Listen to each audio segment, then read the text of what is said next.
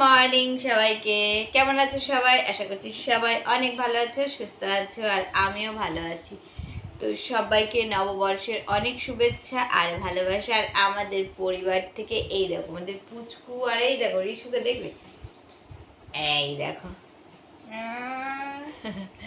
আমাদের সবার তরফ থেকে তোমাদেরকে নতুন বছরের অনেক শুভেচ্ছা। Happy new year. Happy new year. না, আমরা বাঙালি তো বাংলায় বলবো, তাই না?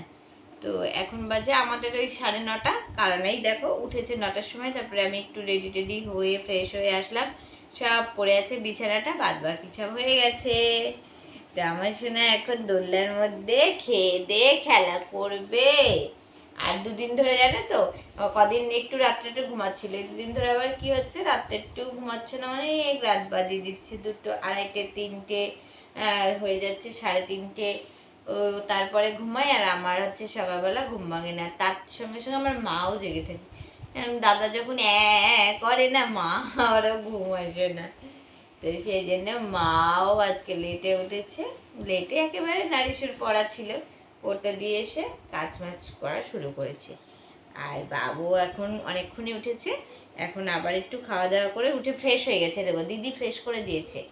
হ্যাঁ, দিদিভাই পড়ে এসে, মানে আমরা উঠতে উঠতে দিদি পড়ে চলে এসেছে, তারপরে ফ্রেশ করে দিয়েছে। তো আজকে হচ্ছে পয়লা বৈশাখ, তো আমাদের তো সেরকমভাবে কোনো আয়োজন নেই, আছে কি? হ্যাঁ, আমরা মানে পরের বছর মেলায় যাব, তাই না পাপা? এবছর আমরা ছোট, ওই জন্য মেলায় যেতে পারবো না। পরের বছর আমরা মেলায় করবো, তাই না? তো এই বছরে আমাদের সেরকম কিছু নেই। তবে হ্যাঁ, আমার তো হালখাতা আছে, সেখানে তো যেতে হবে। তো চলো বন্ধুরা, এখন আমি সমস্ত কাজকর্ম করে নেবো। এখনো চা খাইনি, মা পুজো দিয়ে নামবে, তারপরে আমরা চা খাবো। চাটা খেয়ে আমাদের তারপরে কি রান্না বান্না হবে সেটা দেখা যাবে। তো আজকে যেহেতু নববর্ষের প্রথম দিন, আজকে তো গোপালের তো ভোগ দেওয়ার কথা ছিল, কিন্তু মা তো একা পারবে না। তো তার জন্য আমি গোপালের জন্য ফল মিষ্টি ফিষ্টি সব এনে রেখেছি। আজকে আমার গোপু সেই দিয়ে পুজো হবে। তো গোপালের সাথে তোমাদেরকে একটু পরে দেখা করাতে নিয়ে যাব। অনেকদিন তোমাদের সাথে দেখা করানো হয়নি, আর আমিও না যাই না, কারণ আমার মা বলেছে গঙ্গা স্নান না করলে গোপালকে কোলে নিতে দেবে না। তো সেই জন্য আমিও আর কিন্তু যাই না। তবে ঋষু আজকে একটু নিয়ে আসবি, হ্যাঁ, নিচে আমাদের কাছে। না, একটু কোলে, আমি কোলে নেবো না, তুই নিবি, ঠিক আছে?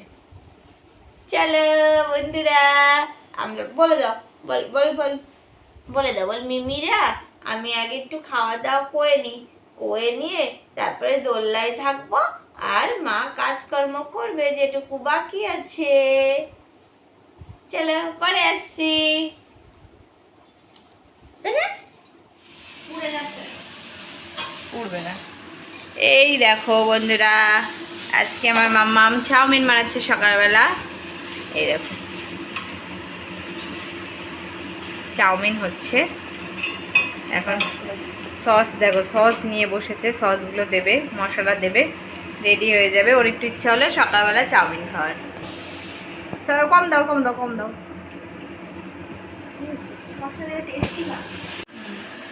এই দেখো এখন মাঝে মাঝে চাউমিন, পাস্তা আর ম্যাগিটাই বানানো শিখেছে। ওর যখন একটু খাওয়ার ইচ্ছা হয় তখন ও একটু চাউমিন বানাবো, একটু পাস্তা বানাবো, একটু ম্যাগি বানাবো, এই করে। তো আজকে একটু চাউমিন রেডি হয়ে যাবে এক্ষুনি। তো চলো, আজকে আমাদের সকালে ব্রেকফাস্ট হচ্ছে চাউমিন, আর মা ওদিকে চা করে নিয়েছে। তো এখানে দেখো মাম্মাম চাউমিনটা কিন্তু রেডি করে নিয়েছে। আর আজকের চাউমিনটা মাম্মাম একটু সিদ্ধ বেশি করে ফেলেছিল। তো যাই হোক, ভুল তো হয়েই যায়। ও মানে প্রথমে এরকম রান্নাবান্না করছে আর কি, শুধু চাউমিন, ম্যাগি, পাস্তা। তবে খেতে কিন্তু খুব টেস্টি হয়েছিল। মাম্মাম আগের দিন পাস্তা করেছিল, সেটাও খেতে ভালো হয়েছিল।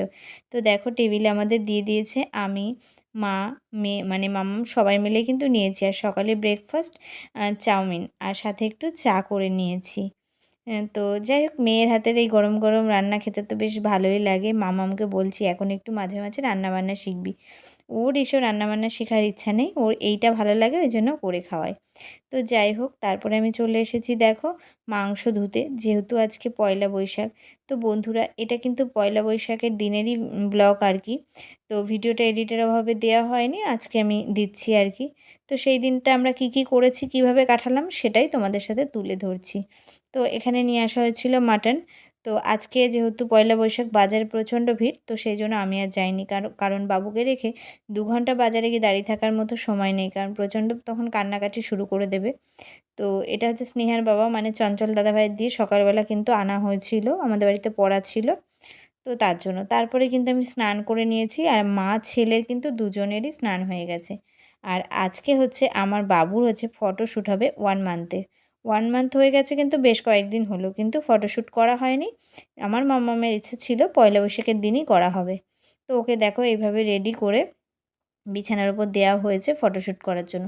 আর ওর চোখে ঘুম ঘুম, যেহেতু স্নান করেছে, স্নান করলে কিন্তু সবাই ঘুমায়, আর ও তো একদম ঢুলে পড়ে, চোখে তাকাচ্ছে আবার তাকাচ্ছে না। তো যাই হোক, আমরা কিন্তু খুব মজা করে ফটোশ্যুট করলাম, তারপরে বাবুকে খাইয়ে ঘুম পাড়িয়ে দিয়েছি। ও কিন্তু এখন দোলনায় ঘুমোয়, এই টাইমটাও দোলনার মধ্যে থাকে।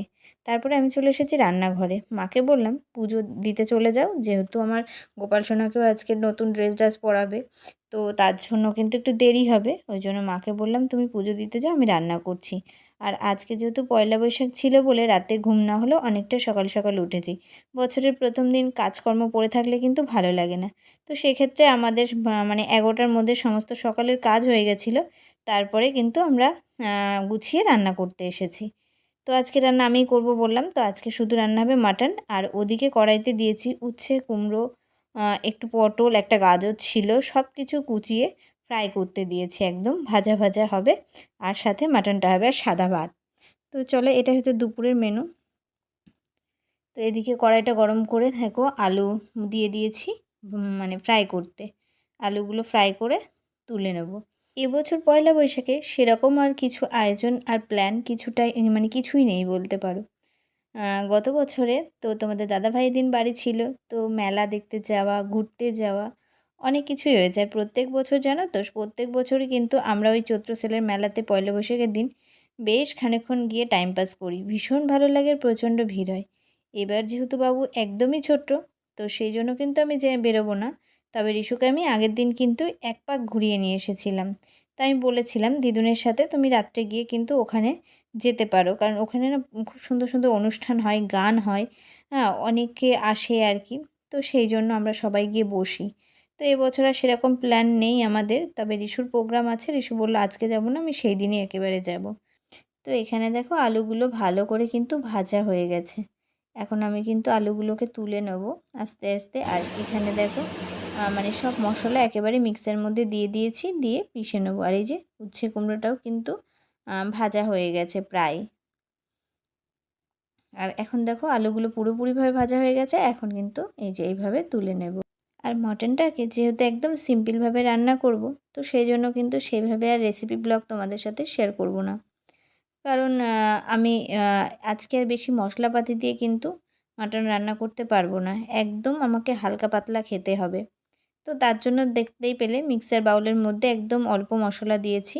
আর এই যে তেলটা গরম হয়ে গেছে, আর আমি এখানে একটু মানে গরম মশলা আর কি, গোটা গরম মশলা, একটু তেজপাতা, রসুন সব কিছু থেতো করে নিয়েছি আর কি।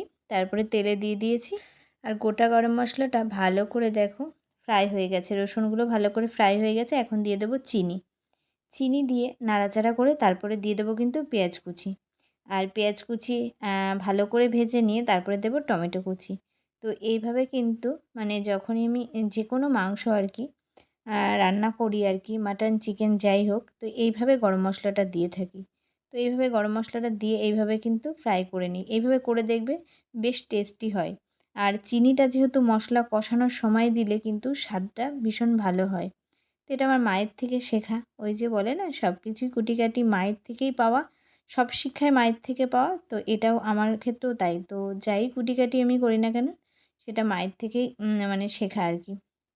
তো এদিকে মশলাটা পিষে নিয়েছি। এখন দেখো টমেটো পেঁয়াজ দিয়ে ভাজা হয়ে গেছে, মশলাটাও দিয়ে দিচ্ছি। অনেক সময় আমি কিন্তু পুরো মশলা মাখিয়ে রাখি, তো আজকে আর মাখাইনি, শুধু হলুদ লবণ আর হচ্ছে মানে তেল দিয়ে মাখিয়েছি। আর লঙ্কার গুঁড়ো কিন্তু একদম খাবো না, তো তার জন্য কিন্তু লাল লঙ্কার কোনো পাউডার লঙ্কা আর কি ব্যবহার করা হয়নি।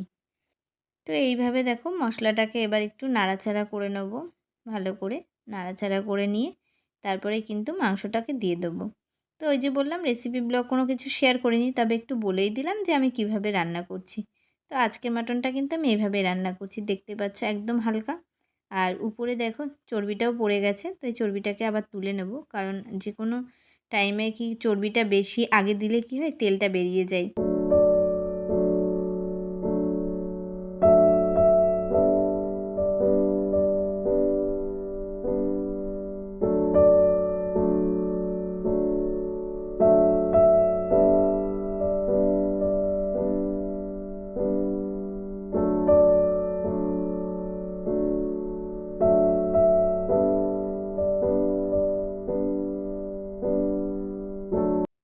তো এদিকে প্রায় আমার মাংসটা কষানো হয়ে গেছে। এখন দেখো কড়াইটাই উল্টে যাচ্ছে, এতটা রান্নার তোড়জোড়, মানে অনেক দিন পর রান্নাঘরে আসলে যা হয় বুঝতে পারছো। আর এখন মাংসটাকে কষিয়ে নিয়ে আমি কিন্তু কুকারের মধ্যে দিয়ে দেবো, তারপরে 2-3টে সিটি লাগিয়ে রেখে দেবো। তারপরে আবার একটু ফুটিয়ে নেব, কারণ যদি মাংসটা নরম না হয় আমি খেলে আমার ছেলের কিন্তু পেটে ব্যথা করবে, কারণ আমার ছেলের পেটে ব্যথা করে, আমি যাই খাই না কেন একটু খাওয়ার উল্টোপাল্টা হলে ওর খুব অসুবিধা হয়। ওই জন্য খুব সিম্পলভাবেই কিন্তু খাওয়ার চেষ্টা করি। তো অলরেডি দেখো কুকারে সিটি লাগিয়ে একটু বন্ধ করে রেখেছিলাম, তারপর আবার একটু ফুটিয়ে নিলাম। তো এখন চলে যাবে কিন্তু টেবিলে খেতে আমরা। এই দেখো মাম্মামকে দিয়ে দিয়েছি খেতে। মাম্মাম আগে প্রত্যেক দিনই এখন আগে বসে যায়। ও খেয়ে তারপরে ভাইয়ের কাছে একটু বসে বা নেয়, কোনো সময় ঘুমায়, কোনো সময় জেগে থাকে। ওকে তো আমরা একা ছেড়ে থাকি না, এখন মার কোলে বসে আছে। তারপরে দেখো আমরা যখন খাচ্ছিলাম ওরা 2 ভাই বোনে এইভাবে কিন্তু শুয়েছিল। তো আমি হাত ধুয়ে এসে দেখি 2জন মিলে ঘুমিয়ে গেছে। আবার একটু তোমাদের সামনে ক্যামেরা বন্দি করলাম। তো চলো পরে আসছি। গুড ইভিনিং বন্ধুরা, এখন বাজে ওই 6:30টার মতো। তো এখন আমার বেরোতে হচ্ছে একটু হালখাতা করতে। আমি ভেবেছিলাম অনেকক্ষণ আগে যাব, তো আমার বোনঝি এসেছিলো আর কি আমার বাবুকে দেখতে। তো ওই জন্য একটু লেট হয়ে গেল, সন্ধ্যা সন্ধ্যা হয়ে গেল। আর রিশু বললো আমিও যাব, কারণ প্রত্যেক বছরই তো পয়লা বৈশাখেও বেরোই। তো এবছর বলেছি আমি কোথাও যাব না আর কি, তবে হালখাতার জন্য আমাকে বেরোতেই হচ্ছে। ওই জন্য আমরা 2জন মিলে কিন্তু বেরিয়েছি। আর বাবু রয়েছে কিন্তু মার কাছে, একটু খাইয়ে দিয়ে গেলে ঘন্টা দেড়েক মতো মানে রাখতে পারে। আর এই জায়গাটা দেখো আমাদের যেখানে খুব জমজমাট থাকতো, অন্ধকার লাগছে আজকে।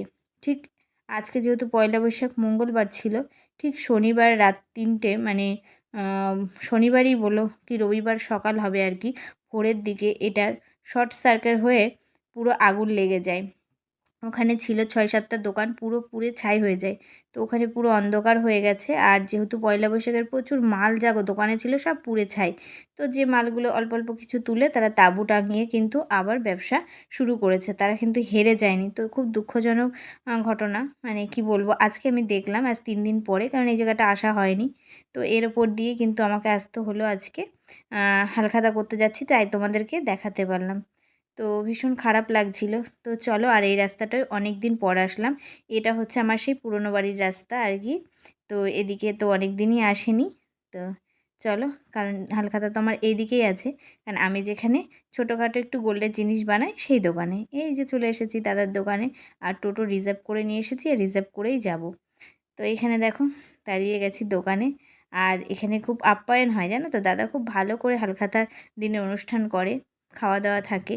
তো যাই হোক, আমি আগে যেটার জন্য এসেছিলাম সেটা করছিলাম, আর মেয়ে বাইরে বসেছিল। বাইরে বসে এই দেখো কোল্ড ড্রিঙ্কস দিয়েছে, তো খাচ্ছিল। আর টোটো দাদাকে দাঁড় করিয়ে রেখেছি আমি যাব বলে।